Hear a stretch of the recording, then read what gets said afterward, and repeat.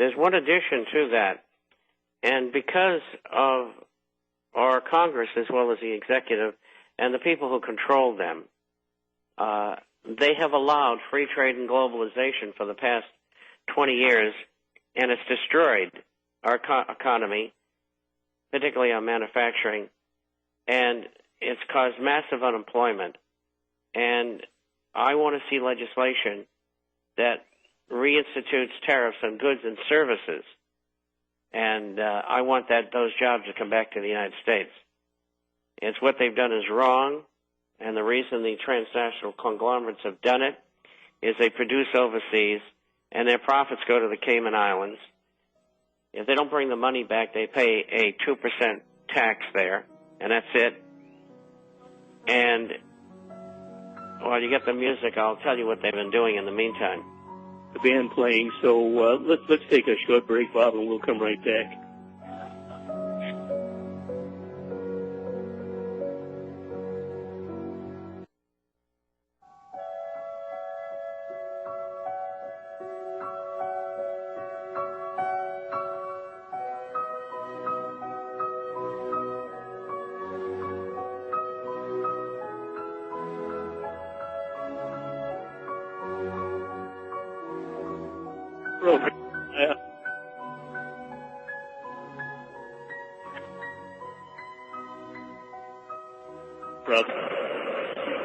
Well, it's throwing a monkey wrench into it.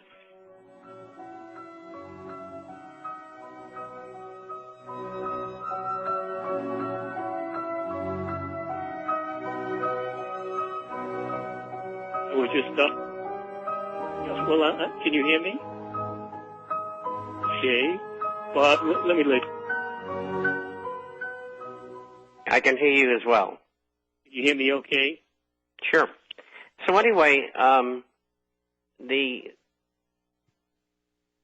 Federal Reserve is the main culprit in this thing, and the ability to the transnational conglomerates to ferret this money away and make enormous profits is unbelievable.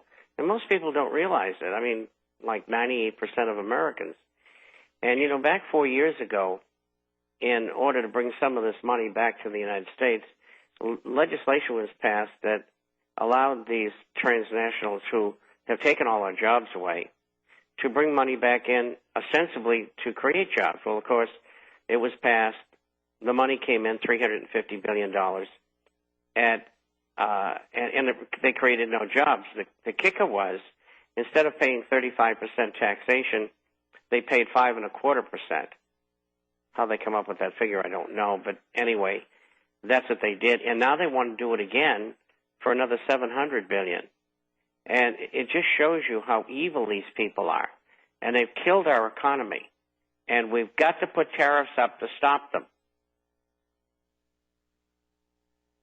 Oh, there's no question, Bob. We have turned a nation that was an industrial nation into a financialized nation, and the Wall Street people. I lump the big ones together under the designation Wall Street. Bank of America is headquartered. Where are they headquartered? North Carolina.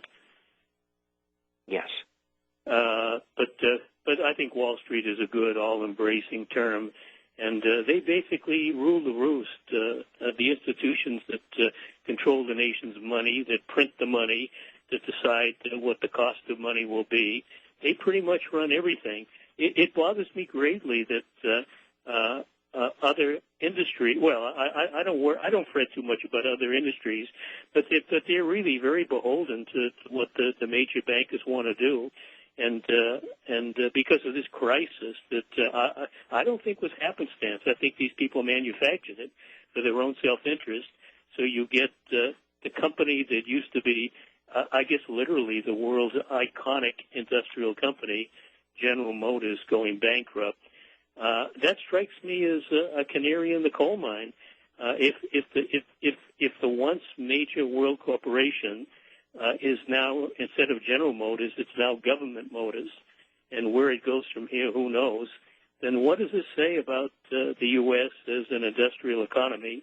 well, it's just fading and fading and fading, and these bankers are just killing us. Well, you're right, and I think we'll take one thing at a time, and if we can get the investigation of the Fed underway, and people see what they've done, then we can get rid of them, and at the same time we can try to get legislation on level or tariffs, level trade and tariffs. And we can do those two things. We can do it. Everybody else cheats but us. They all devalue their currencies deliberately, and the U.S. doesn't say anything because they have to do it by creating the local currency. We'll use China, like the yuan. They print currency, and then they buy dollars, and that cheapens their currency. And at the same time, the dollars are used to buy treasuries and agency securities and other dollar-denominated assets. So, and also the cheap goods keep inflation down in the United States. So the U.S. hasn't said anything up till this point, so to speak, until the Chinese and others became concerned with the dropping value of the dollar. And now they're worried about it because 64.5% of foreign exchange reserves that are held by all foreign countries are in dollars. And the dollars just came down from 89.5 on the USDX. It's trading around 80. It could easily go back to 71.18, where it bottomed about a year ago. And I think it could go considerably lower. And so all of these countries are at risk, but someone has to tell them what alternative the U.S. government has in the Fed. And there is no alternative. They just have to keep on keeping interest rates low, and they have to keep on creating money and credit and bailing out particularly their friends, because that's exactly what's going on. If you notice, 37 banks went under. All of them were small except for one was medium-sized. And not one of them got bailed out. I mean, it would have been easy to bail those banks out.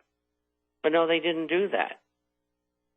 And so that's, the whole tenor of this thing is we save our buddies who ruined the system. The system supposedly is being rescued by the very parties that destroyed it. Not very sensible.